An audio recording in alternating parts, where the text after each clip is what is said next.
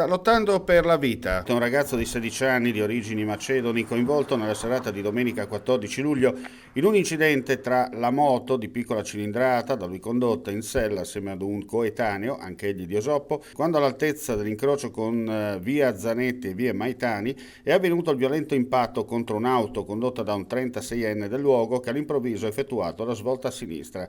Il ragazzo è stato disarcionato dalla moto e sbalzato in aria cadendo a circa 8 metri dal punto dell'impatto, mentre l'amico è finito addosso al veicolo. Le condizioni del sedicenne sono apparse subito critiche. Intubato, è stato trasportato in volo all'ospedale di Udine, dove si trova ricoverato in terapia intensiva. L'amico invece è stato trasferito al nosocomio del capoluogo friulano in codice giallo a bordo dell'ambulanza. Illeso il conducente dell'auto. Sottoposto quest'ultimo alla prova dell'alcol test è risultato positivo oltre la soglia prevista per legge. Rilievi da parte dei carabinieri della stazione di Paolauro sul logo del sinistro assieme ai vigili del fuoco del distaccamento di Gemona.